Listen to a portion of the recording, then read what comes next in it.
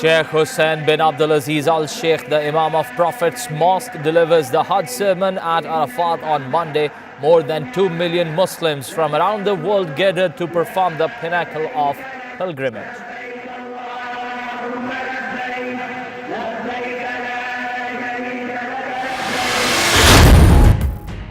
The federal cabinet takes oath at the presidency on Monday. President Mamnoon Hussain administers the oath to 16 ministers who, along with 5 advisors, make up Imran Khan's cabinet.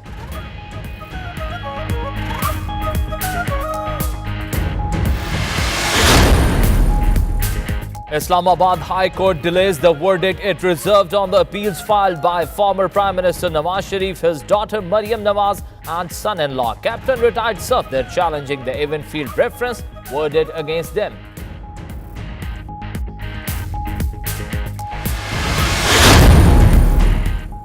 Foreign Minister Shah Mahmood Qureshi says some aspects of the country's foreign policy need reorientation. He says Pakistan wants peace and stability in the region. He says peace is the only option in relation with India.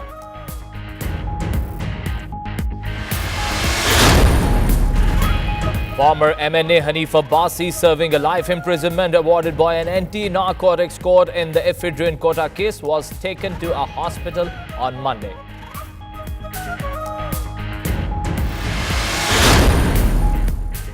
The Supreme Court of Pakistan orders government officers serving in 56 companies set up by Punjab government to pay back the amounts in excess of their wages in the departmental jobs within 3 months.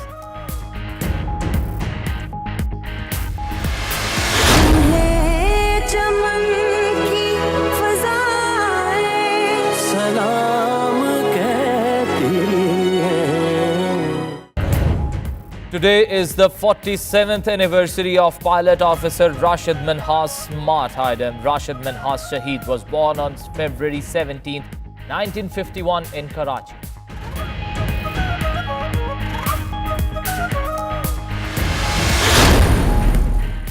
Muslims in the United Kingdom are divided over when to celebrate the Eid al-Adha this year. Some of them will be celebrating Eid on Tuesday, others will wait until Wednesday. The major mosques in the United Kingdom have already issued their plans for Eid prayers congregations.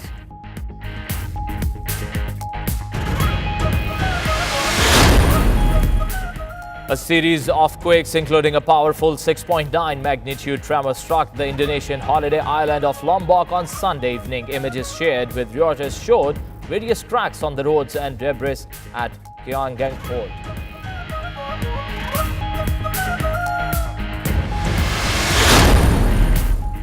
European Commissioner for Economic and Financial Affairs Pierre Moscovici says Britain's vote to leave the European Union could in theory be reversed, although there is a still strong probability it will go ahead.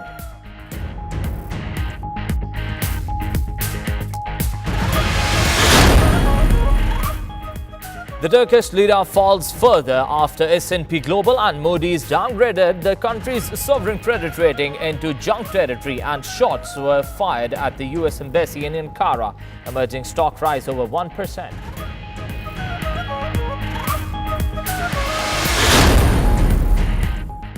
Forward Mohammad Atiq's hat-trick on Monday helped Pakistan hockey team thrash Thailand 10-0 in the former's campaign opener during the Asian Games in Jakarta.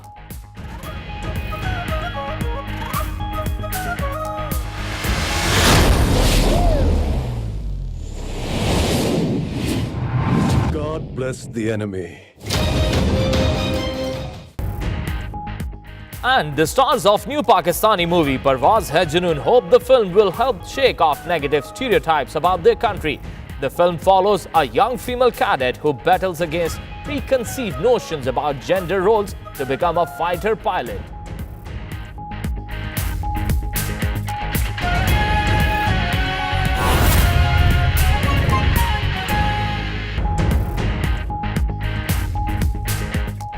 Bismillahirrahmanirrahim. Assalamu alaikum. A very warm welcome to 92 News HD. My name is Faik Mahmood. Starting off with the top story, Sheikh Hussain bin Abdulaziz Al Sheikh, the Imam of the Prophet's Mosque, delivered the Hajj sermon at Arafat on Monday.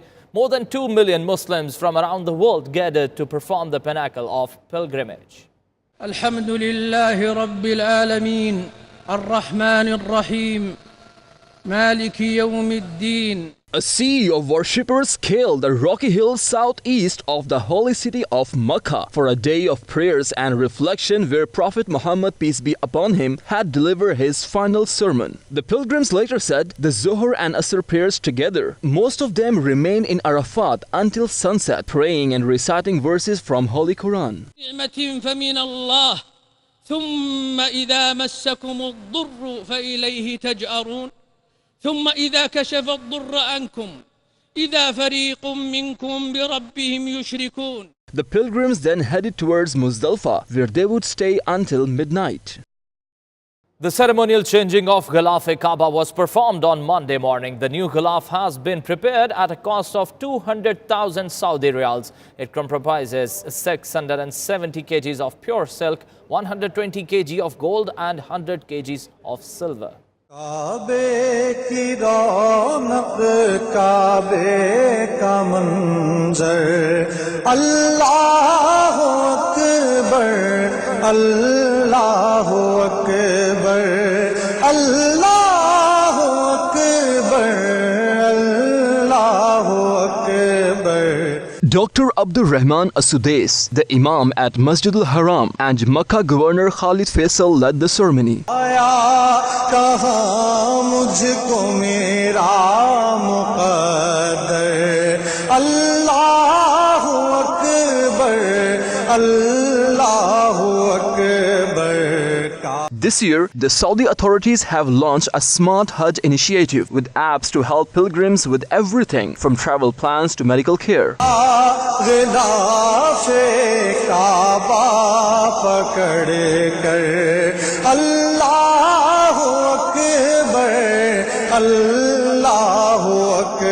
The Interior Ministry said on Saturday the number of pilgrims arriving in Makkah has surpassed the 2 million mark.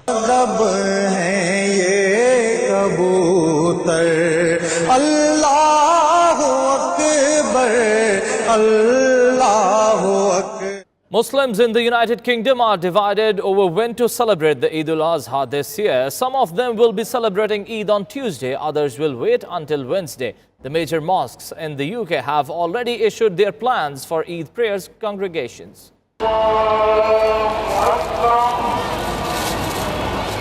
In London, there will be 8 major congregations on Tuesday.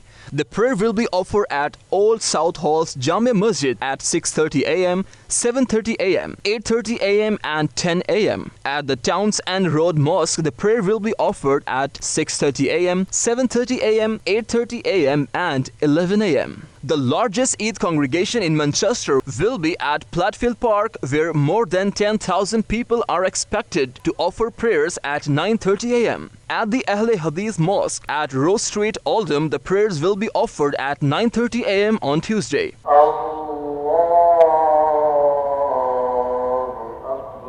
At Birmingham's Jamaatia Islami Center in Woodlands, the prayer will be offered at 7:30 a.m., 8:30 a.m. and 9:30 a.m. on Wednesday. At the Qadriya Jamia Masjid, the prayer will be offered at 8:30 a.m. on Wednesday. At Leeds Jamia Masjid-e-Bilal at Hare Hills, the prayers will be offered at 9:30 a.m. and 10 a.m. on Wednesday. And the federal cabinet took oath at the presidency on Monday. President Mamnoon Hussain administered the oaths to 16 ministers who, along with 5 advisors, make up Imran Khan's cabinet. मैं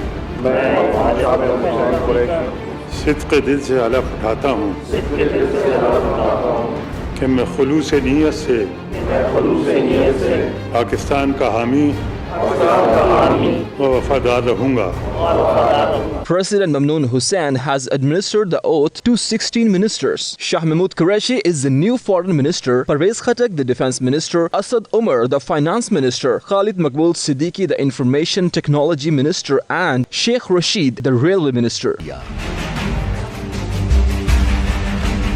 Fawad Chaudhary has taken oath as Minister of Information and Broadcasting, Zubaida Jalal as Minister of Defense Production, and Dr. Shiri Mazari as Human Rights Minister.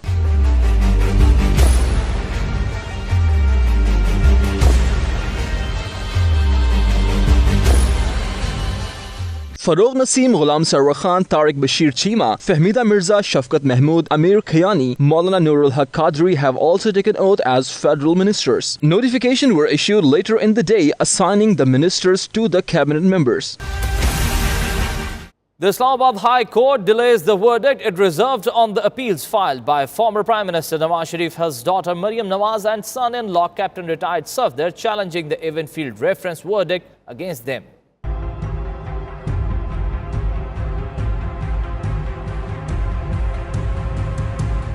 The court said that at this stage we are not inclined to decide these petitions and they shall remain pending and fixed along with the appeals. In case there is a delay in deciding of the appeals, then the petitioner shall be at liberty to press these petitions. The bench comprising Justice Atar Minullah and Justice Mia Gul Hassan Aurangzeb heard the appeals of the Sharif family. During the court proceedings, the National Accountability Bureau completed its final arguments, after which the verdict was reserved. The NAB prosecutor, Sardar Muzaffar Abbasi, said that the Evenfield reference pertaining to Sharif family's properties in London was filed upon the orders of the Supreme Court, adding that the investigation team was also formed following the Apex Court's instructions. The London flat were in the same of Nelson and Nescole, which we proved were owned by Nawaz Sharif, he said. The NAB prosecutor gave reference of a televised interview, playing the interview in details in the appeal. On the other hand, Foreign Minister Shah Mahmood Qureshi said on Monday some aspects of the country's foreign policy needed reorientation. Speaking at the Foreign Office shortly after being sworn in, Qureshi, who has already served in the capacity, said we need to change the direction of our foreign policy. He said Pakistan wanted peace and stability in the region. He said peace was the only option in relations with India. While a money laundering case of rupees 35 billion is already under investigation in Sindh, another money laundering case relating to local bodies has come to light in the province. National Accountability Bureau on Monday wrote to Municipal Department seeking all record of the case. Another money laundering scam has been reported from Sindh. There is an allegation on Municipal Department office bearers of laundering billions of rupees. National Accountability Bureau has launched investigation against all officials of all TMOs and other local bodies officials. Sources in NAB say the amount laundered consists of bribes received in lieu of bogus recruitments and the usurpation of the funds to be spent on development projects. NAB has sought details of the department allied with Municipal Department. The Bureau has also ordered Municipal Department to appoint one of its officers as a focal person in probe into money laundering allegations. More news stories lined up right after a short break. Keep watching 92 News.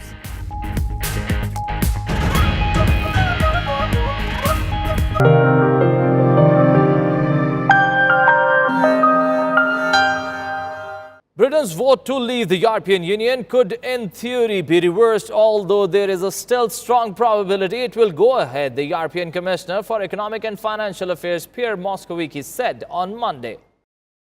Moscovici was replying on a French radio to a question related to a move by the co-founder of fashion brand Superdry to donate £1 million to the campaign for a referendum on the final Brexit agreement. Asked if there would definitely be a deal between Britain and the European Union regarding the terms of Brexit, Moscovici replied, not necessarily. Both London and Brussels say they want to get a divorce deal at the October 18 EU Council, but diplomats think that the target date is too optimistic. If Prime Minister Theresa May cannot get a deal by October, an agreement could be reached at the December 13 to 14th EU Council.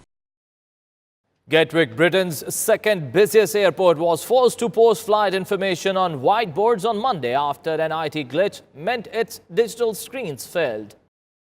The airport, 30 miles south of London, which primarily served passengers heading on short-haul flights to European destinations, said there were no flights delay linked to the issue, although a handful of people had missed flights.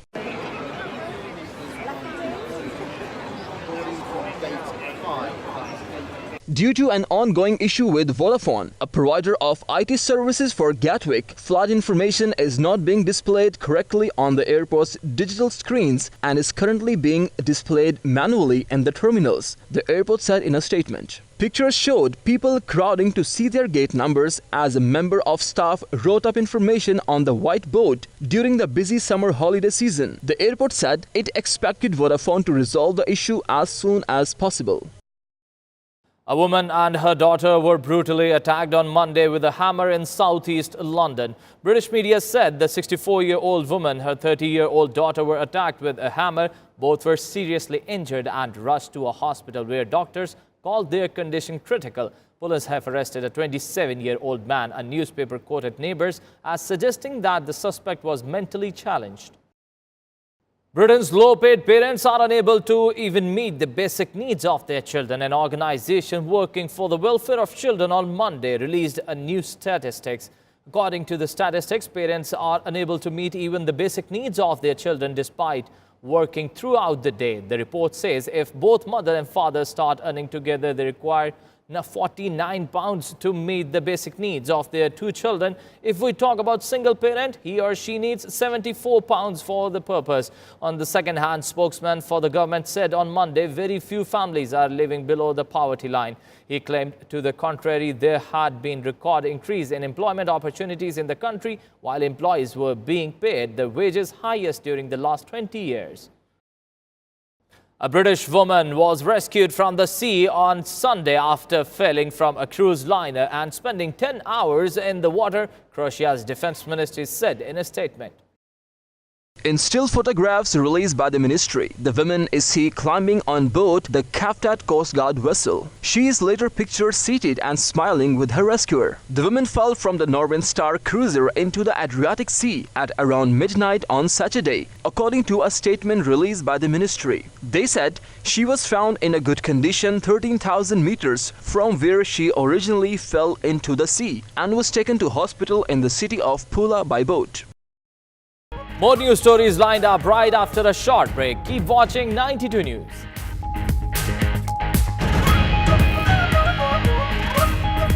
Welcome back after the break. The Supreme Court of Pakistan on Monday ordered government officers serving in 56 companies set up by Punjab government to pay back the amounts in excess of their wages in the departmental jobs within 3 months.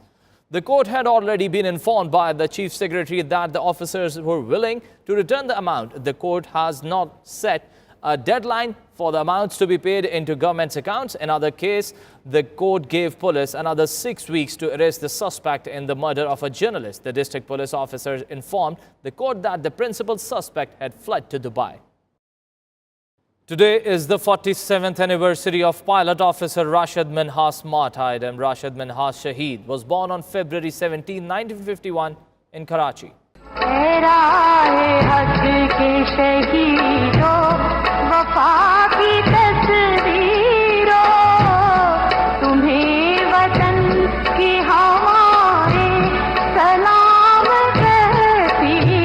A lifelong fascination with aircraft and aviation took Minhas to Air Force. He received a degree in military history and aviation history from the University of Karachi. In 1971, he was commissioned as a pilot in the Pakistan Air Force.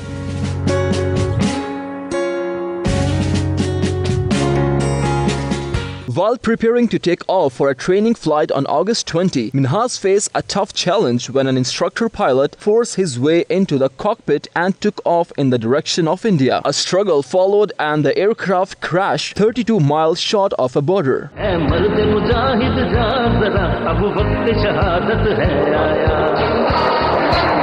Minhas became the youngest man in history and the only Pakistan Air Force officer to be awarded the Nishan-e-Haider, the highest military honor in the country.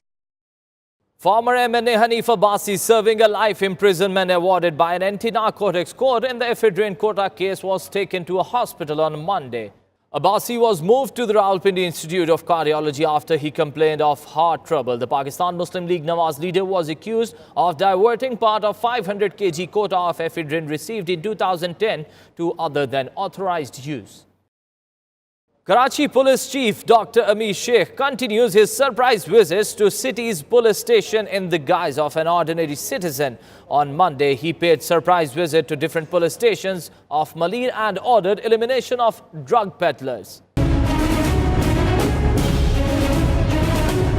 Karachi Police Chief is in action against the black sheeps in the force. He continued his surprise visit to city's police station on the second day on Monday. When he reached Shah Latif Police Station, disguised as an ordinary citizen, there was a complete silence there. The duty officer was sleeping in their air-conditioned room while his another colleague was missing. One policeman was sleeping on a table and only one was awake.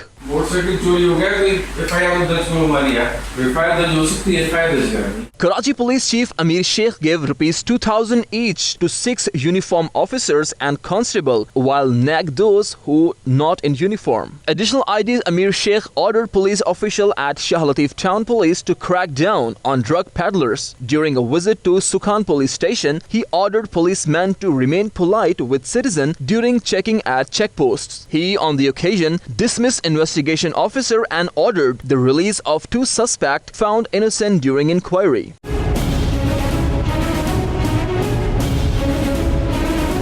After the visit, Karachi Police Chief Amir Sheikh wrote to DIG East and SSP Malir, in which he ordered Operation Cleanup against the drug peddlers. Pakistan Tehreek-e-Insaf France on Monday threw a party at a Paris restaurant to celebrate the formation of PTI government in Pakistan. Raja Habib reports on this.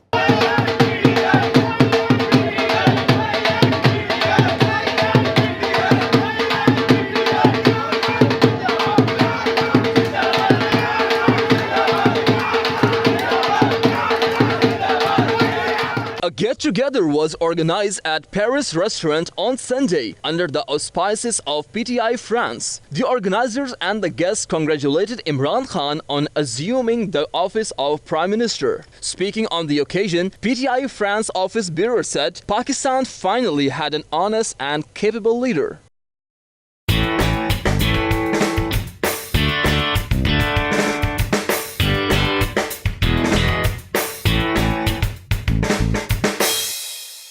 The national volleyball and hockey teams took off to a promising start in the Asian Games campaigns on Monday. The volleyball team beat Mongolia. The hockey team defeated Thailand.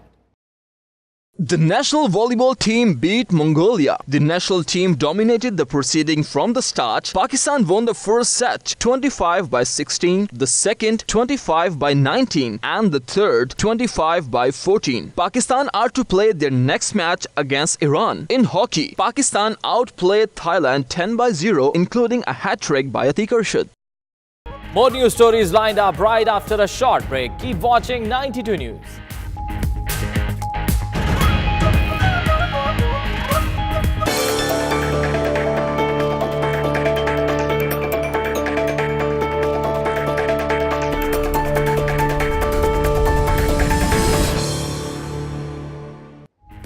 Welcome back. After the break, a series of quakes, including a powerful 6.9 magnitude tremor, struck the Indonesian holiday island of Lombok on Sunday evening, the U.S. Geological Survey said.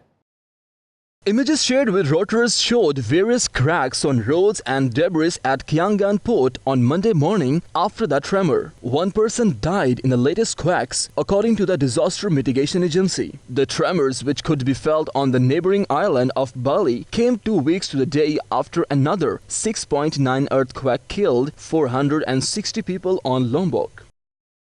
Several shots were fired early on Monday morning from a vehicle at the U.S. Embassy in the Turkish capital Ankara, causing no casualties, police and the embassy spokesperson said. The attack coincided with a deepening row between Ankara and Washington over the trial of a U.S. pastor in Turkey. A police officer told Reuters at the scene the drive-by shooting occurred at around 5 a.m. and that nobody was hurt. The embassy is closed this week for a public holiday to mark the Eid al-Adha. Police teams are looking for the assailants who fled in a white car after the attack. CNN Turk said. It said 5 or 4 gunshots were heard. The governor's office said 6 bullets were fired. It said 3 bullets hit an iron door and glass. The investigation is still ongoing, it said. Video footage from broadcaster Khyber Turk showed police teams inspecting one of the entrances to the embassy, and apparent damage caused by the gunshot could be seen in one window. The US Embassy in Ankara and the Consulate in Istanbul have been the target of attacks by militants in the past and have faced numerous security threats. Members of the Sikh community in India's southern Kochi city have been supplying food items to flood victims to help them survive as the situation in Kerala state remains grim. Sikhs on Sunday were seen preparing rice, pulses and roti at shrine and sending it off to flood-hit victims staying in the camps. Coordinator Bandi Singh said that they were making hygienic food for over 1,000 people. For the last 3 continuous days, we have been serving food for more than 1,500 people. And for them, we are preparing the food in a very hygienic manner in our Gurdwara Sahib at Cochin. Every day, for evening, by taking around 4,300 people in tie-up with the Rotary Club of Cochin, we are serving them food. We are taking them food to 2 camps. Light to moderate rain were expected across Kerala on Monday, bringing some respite to rescue workers who have been battling rising waters and mudslides to reach tens of thousands of stranded villagers. Incessant downpours since August 8 have caused the worst flood in the century in the southern state, and more than 200 people have died. The Turkish lira fell further on Monday after S&P Global and Moody's downgraded the country's sovereign credit rating into junk territory, and shots were fired at the US Embassy in Ankara. Emerging stock rose over 1%. The battered lira tumbled 1.5% and Turkish sovereign dollar bonds fell across the curve, with some issues down as much as 1 cent, as economic and political risk continued to weigh on investors' sentiment. This is a very heavily indebted country. It has inflation, which is in double-digit figures. It has a deficit, which is quite large. It's still about sort of 5 to 6%, but not huge. But nevertheless, it's there, and it's a burden. And he has, of course, been pushing quite a lot of growth in the economy with all sorts of projects. That in itself was unsustainable. Add to this the political environment and the tensions with the US. There had also been tensions with Germany, and you end up in a situation where you really have to do something quite major to stop the flow of money. So he has done a little bit of that, but I think what he probably needs to do eventually is talk to the IMF. S&P Global cut Turkey's rating to B+ from BB negative after markets closed on Friday, citing the extreme volatility in the currency and forecasting a recession next year. Meanwhile, Moody's lowered its rating on Turkey to Ba3 from Ba2 and changed the rating outlook to negative, highlighting the weakening of public institutions and the reduction in the predictability of policymaking. Serious fear of contagion. There's no doubt about that. We've already seen a number of the emerging markets being affected by what's been going on in Turkey. Remember, a number of them, of course, have also been involved in dealing with Turkey. It's not just the emerging markets, but if you look at the banks in Europe in particular, you look at Spain and Italy and France, they've been very heavily involved in lending to Turkey too. It just looked like a pretty safe place to get some reasonable returns, because of course you don't get anything like that. Again, double-digit interest rates as well in that country. You don't get anything like that in Europe at present. So emerging markets are the places where people have been trying to invest money in. One economist said that downgrades were not a major surprise and had validated concern among market participants that Turkey was unlikely to avoid a significant slowdown. With the sharp fall in the lira posing a risk to financial stability, the lira has lost some 38% of its value against the dollar this year, with the fall accelerated by a dispute with the United States over Turkey's detention of an American pastor. 89 Korean families torn apart by the 1950-1953 Korean War were temporarily reunited on Monday after the two Koreas renewed exchange visits this year following a standoff over Pyongyang's nuclear and missile programs. The reunion, the first in the 3 years, took place in the tourist resort on Mount Kumgang, as agreed North Korean leader Kim Jong-un and South Korean President Moon Jae-in during their summit in April.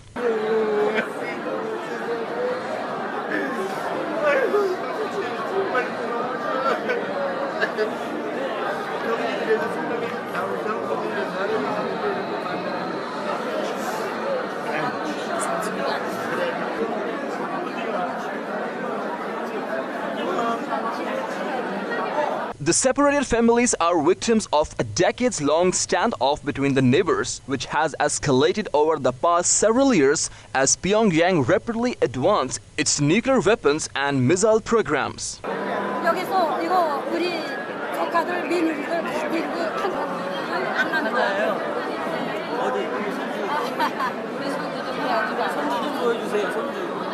Around 132,600 individuals are listed as separated families. Of the 57,000 survivors, 41.2% are in their 80s and 21.4% are in their 90s, according to government data.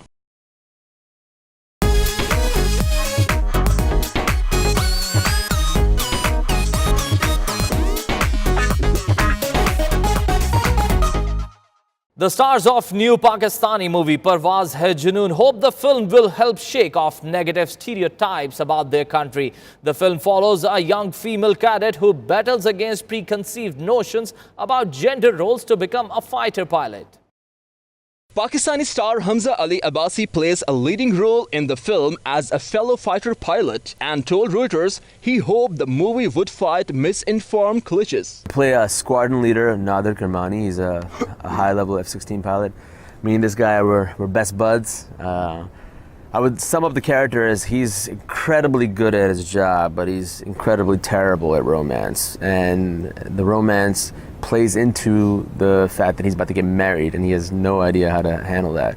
And I become his mentor as far as romance is concerned. He's supposedly the In real life, I have no experience with romance. Oh, yeah. He's happily married, but in the film it's the other way around. There are a lot of misconceptions about Pakistan. Unfortunately, the kind of environment we live in the world, negative things about Pakistan are celebrated mainly because our introduction to the world has been through our news channels. Unlike our neighbors, let's say India, their introduction to the world is through their films, through Bollywood. It's the biggest PR success story in the world. Our PR failure has been that we have not been able to tell the world our narrative. And this film is part of that effort, he said. It's not about being extremist. I'm a Muslim, I'm sitting here. Look at me, do I look like an extremist? Does this film look like one of those extremist propaganda documentaries? So I think we maintain that balance between being people of faith and being this extremely vibrant cultural nation that has a lot of color to it, that has a lot of culture to it, and that's what we want to show the world. That stop identifying my religion to these few extremists. The movie, produced by female filmmaker Momina Durraiz, was made with the close cooperation of the Pakistan Air Force. There's girls in the Air Force, there's independent women. We are making movies, we are making films about the Air Force, and I think it's doing a big service to the country, added actor Ahad Razamir. The film is released worldwide on August 24, 2018. अगर गाजी हुआ तो मरते दम तक और अगर शहीद हुआ तो उम्र भर के लिए Multiple attacks on friendly convoys. Are you ready? Yes, sir! Tens of thousands flocked to the historic gale-faced Green Park in Sri Lanka's capital Colombo on Sunday afternoon for an international kite festival. According to the organizers, as many as 3,000 kite-flying enthusiasts from all over Asia eagerly launched their kites of all shapes and sizes into the air for the event, coloring the otherwise grey sky above the popular seaside promenade. This is my first step to Sri Lanka. To me, Sri Lanka is very nice. The people very good and very polite. And then the competition today is very good, well organized. And then so it is a bit crowded only because it is a program with so many kites. After all, it is very good. Sunday's festival was the second Darina International Kite Festival to be held, and organizers' local TV program Lokaya Saha Lokayo said they hope to make it an annual affair. Visitors called the spectacle beautiful and said they hope to see more of such events. Crazy Rich Asians, the first movie with an all-Asian ensemble cast from a major studio in 25 years, dominated this weekend's North American box office with $25 million in ticket sales on Sunday, according to Box Office Mojo. I chose to raise a family. For me, it was a privilege. But for you, you may think it's old-fashioned. Don't you want Nick to be happy? The romantic comedy, which opened in movie theaters on Wednesday, stars Constance Wu, Michelle Yeoh, Awkwafina and newcomer Henry Golding. The movie is set in Singapore and is an adaptation of a best-selling novel that explores the insatiable consumerism of a new money and old world opulence in a continent producing more billionaire than anywhere else. Last week's #1 movie, The Meg, about a mega shark on the rampage, fell the second place with $21 million in ticket sales. New in at 3 is the Mark Wahlberg starring Mile 22, about a CIA operative on a dangerous mission. The release from STX Entertainment brought in $13.6 million.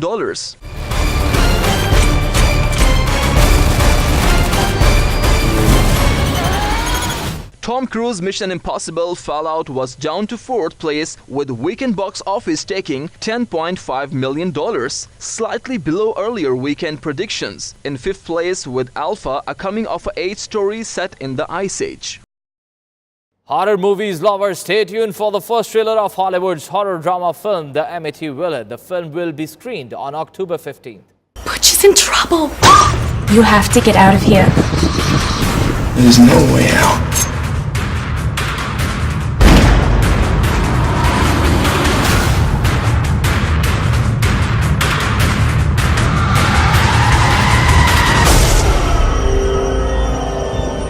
See the end coming. A terrible, beautiful end.